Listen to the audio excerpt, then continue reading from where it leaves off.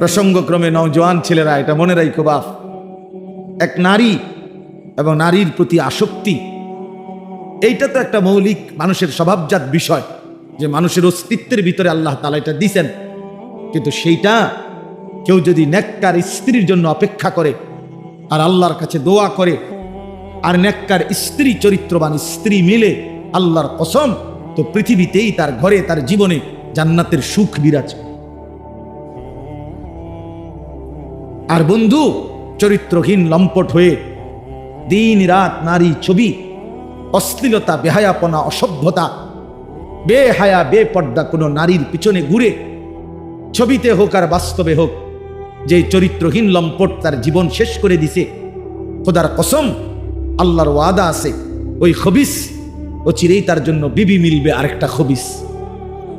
আর সেদিন মনে থাকবে, মনে রাখবেন প্রিয় ছেলে, মনে রাখো, সেদিন তোমার সংসার হবে জাহান্নামের টুকরো, জাহান্নামের টুকরো। এজন্য নারী দুধারী, নারী এমন তরবারি যে তরবারির দুই দিকে ধার। নারী যদি চরিত্রবান হয়, নেককার হয়, পবিত্র হয়, সতীসাধ্যী হয়, পর্দানসীন হয়, সে নারী জান্নাত, সে নারীর সংসার জান্নাতের সুখ। আর নারী যদি চরিত্রহীন হয়, বেহায়া হয়, বেপর্দা হয়, চরিত্রহীন, অসভ্য হয়, খোদার কসম, ওই নারী তোমার জীবনের জন্য জাহান্নামের আগুন টুকরো। এই জন্য তুমি মনে রাখো বন্ধু, আজকের এই চরিত্রহীনতা আগামী দিনে তোমাকে এর সুদ দিতে হবে। এটা স্পষ্ট আছে কিতাবে, আমার কাছে আরবি কিতাব আছে।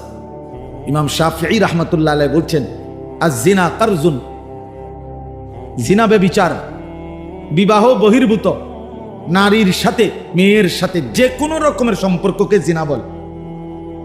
জিনা ব্যভিচার শুধু লজ্জাস্থানের জিনা না, বিবাহ বহির্ভূত। হাসো, হাসলে ভালো, কারণ কিছুটা প্রতিবন্ধী যারা হয় তারা হাসে, যাদের মানসিক সমস্যা, ব্রেনে ডিস্টার্ব, সে গুনাহের কথা বললেও তার হাসি আসে, যে আমারই তো কইতেছে, তখন সে বুঝে যে আমি অসভ্যরই তো কইতেছি। বুঝেন নাই? এর যখন এটা বুঝাই যায় যে সে যে কিছুটা প্রতিবন্ধী, এটা তখন বোঝা যায়। বুঝছেন? তো এই জন্য বললাম যে এইটা আয-জিনা কারজুন। ইমাম শাফিঈ রাহমাতুল্লাহ আলাইহি বলছে, বিবাহ বহির্ভূত নারীর সাথে যে কোনো রকমের সম্পর্ক, যে কোনো রকমের কথা বলা, চোখে দেখা, ছুঁয়ে দেখা, তার সাথে চলা, তার সাথে দিনের পর দিন রাত সম্পর্ক রাখা, পার্কে, রেস্তোরাঁয়, বিনোদন কেন্দ্রে তাকে নিয়ে ঘুরতে যাওয়া ইত্যাদি, যেই কোনো রকমের, বলে না আমি ধরিও নাই, ছুঁইও নাই, শুধু কথা বলতাম, এটাও জিনা, এও ব্যভিচারী, এও খবিস। আর আল্লাহর ওয়াদা, ইমাম শাফিঈ বলছে এটা একটা করজ, জিনা একটি করজ, করজ ঋণ, তোমাকে সেই ঋণ শোধ দিতে হবে।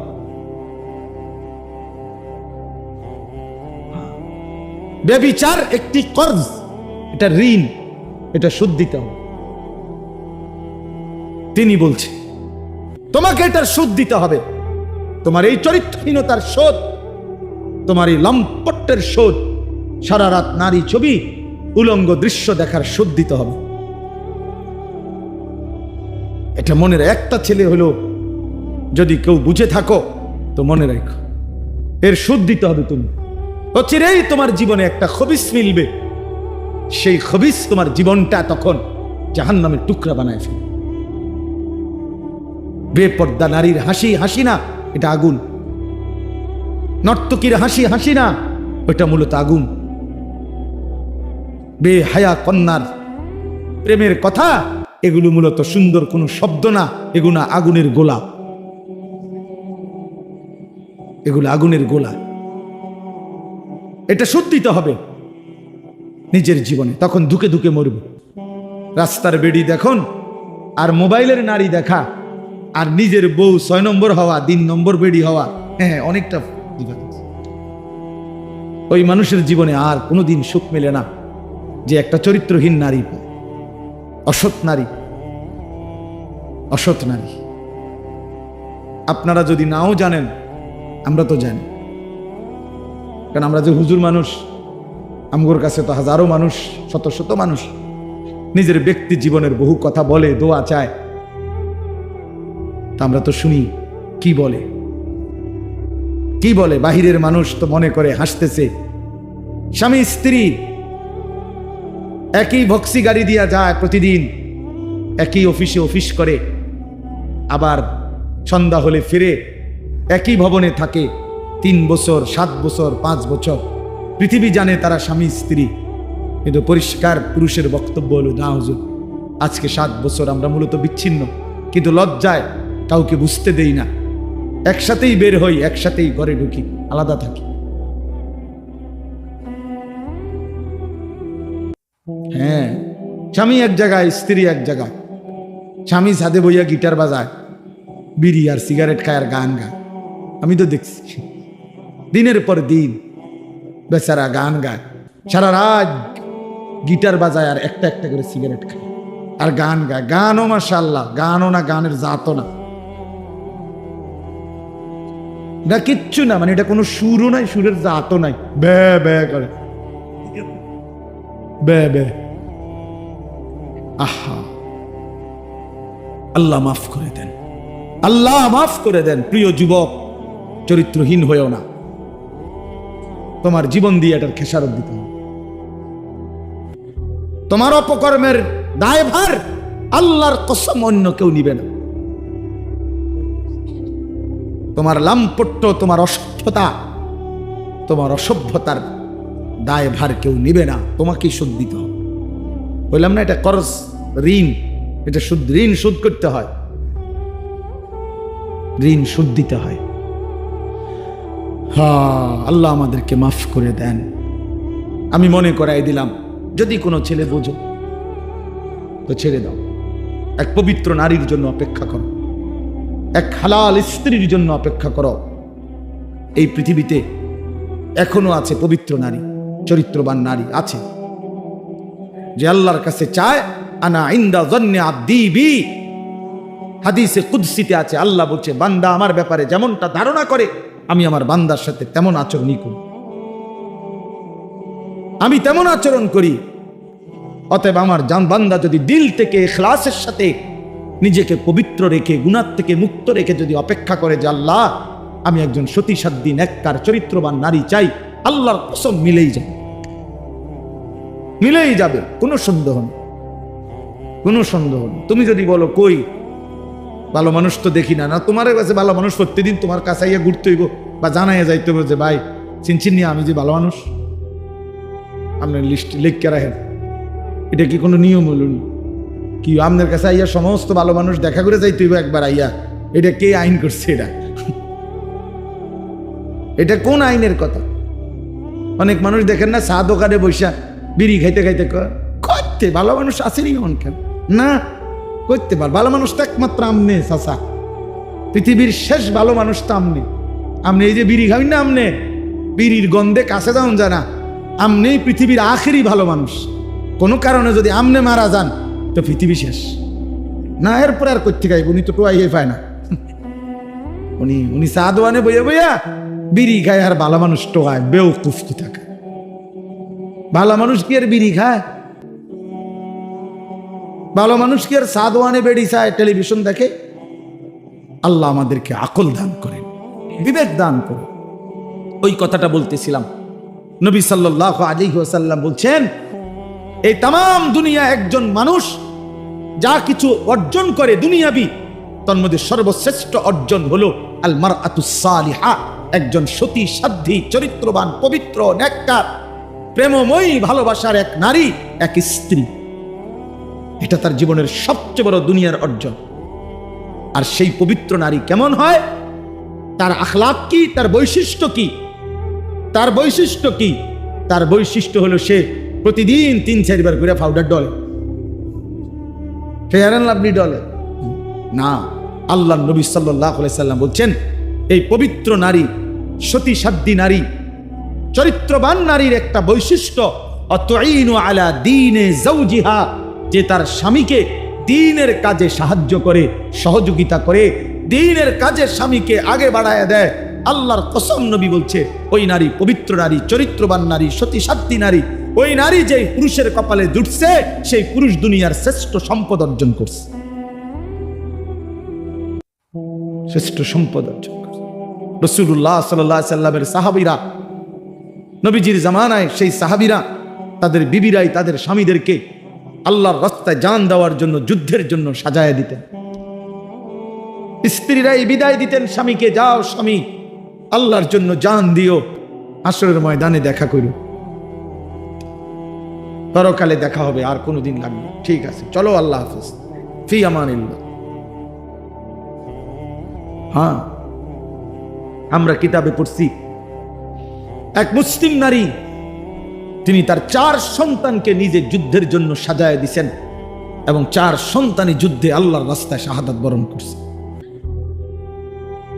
আমরা কিতাবে পড়ছি নবীজির একজন মহিলা সাহাবী, ওনার 16 বছরের ছেলে কাফেররা বন্দী করে ওনার 16 বছরের ছেলেকে একটা একটা অঙ্গ, হাবিব ইবনে যায়েদ ওনার শরীরের একটা একটা অঙ্গ কাইটা কাইটা আলাদা আলাদা করছে। এরপরে বুটি বুটি করে, পিস পিস করে, গোশতের টুকরার মতো কইরা এরপরে আগুনে পুরাইয়া ছাই করে ফেলছে। মদিনায় যেদিন এই খবর আসছে ওনার আম্মার কাছে, তিনিও একজন মহিলা, নবীজির সাহাবী উম্মে আম্মারা, এই মা উম্মে আম্মারা ওনার নাম, এই মহিলা যার ছেলে নবীজির সাহাবী, ছেলেটাও সাহাবী হাবিব ইবনে যায়েদ, তিনি শাহাদাত বরণ করছে, টুকরা টুকরা করছে। তো উম্মে আম্মারার কাছে যখন এই খবর আসছে যে মা তোমার সন্তান আল্লাহর জন্য জীবন দিছে, কালেমার জন্য জীবন দিছে, নবী সাল্লাল্লাহু আলাইহি সাল্লামের ভালোবাসায় জীবন দিয়েছে, কাইটা টুকরা টুকরা করে বুটি বুটি করে ফেলছে, কিন্তু তোমার সন্তান আল্লাহকে ছাড়ে নাই, রাসূলকে ছাড়ে নাই, কালেমাকে ছাড়ে নাই। খোদার কসম, তখন আমরা কিতাবে স্পষ্ট পড়ছি, উর্দু কিতাবে, ওই মা চিৎকার করে বলছে, মদিনাবাসী লিহাযাল ইয়াউমা আরদাতুহু, এমন একটি দিনের জন্যই আমি আমার সন্তানকে বুকের দুধ খাওয়াইছি। সন্তান আমার দুধের হক আদায় করছে, সন্তান আমার 2 বছরের দুধের হক আদায় করছে। আমার স্বপ্ন ছিল, আমার আশা ছিল, আমার পবিত্র সন্তান আল্লাহর জন্য জান দিবে, আর আমার সন্তান আল্লাহর জন্য জান দিছে। নিকাল যায় দম তেরে কদমোं के नीचे, यही दिल की हसरत, यही दिल की आरजू है। এজন্য নওজোয়ান, আজ তোমরা ভুলে গেছো, আজ নারীর ফাঁদে জীবন দিয়ে দিছো, উলঙ্গ ছবির কাছে জীবন দিয়ে দিছো, মোবাইলের নর্তকীর কাছে জীবন দিয়ে দিছো, একটা সামান্য মেয়ের কাছে নিজের জীবন শেষ করে দিছো। ছি ছি ছি, পুরুষ এত কাপুরুষ হয় না। একটা বেডির পিছনে কুত্তার মতো সারাদিন ঘুরে, পুরুষ এত বড় জানোয়ার হয়। পুরুষ এত কাপুরুষ হওয়ার কথা না। যার পৌরুষ আছে, যে পুরুষ, সে এমন হওয়ার কথা না। কিন্তু আজকে আমাদের সন্তানদের আকসার এই মোবাইলে আসক্ত যত ছেলে পেলে, এর মূল কারণ নারীতে আসক্ত।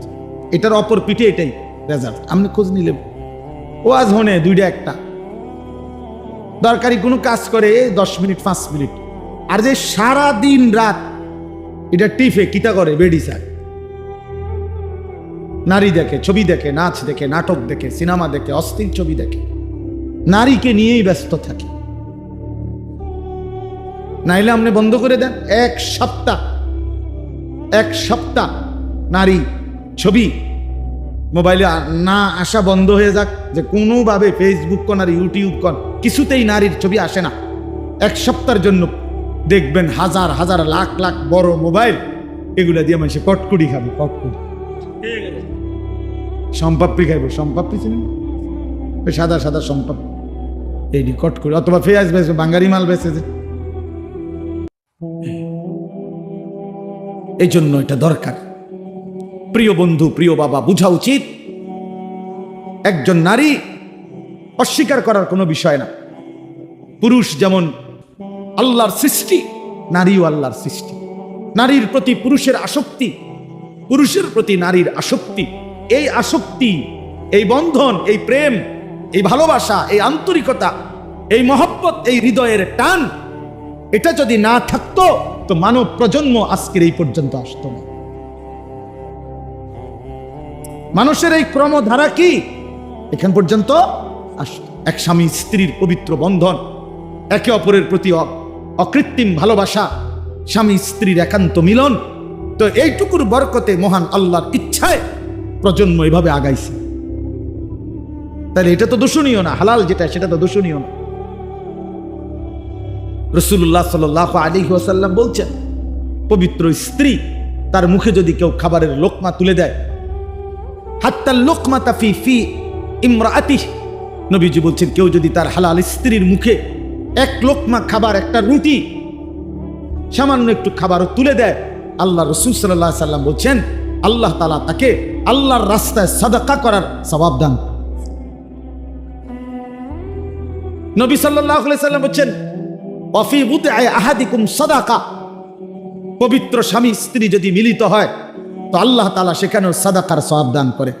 সাহাবী জিজ্ঞেস করছে, ইয়া রাসূলুল্লাহ, মনের চাহিদা পূরণ করলেও সওয়াব হয়?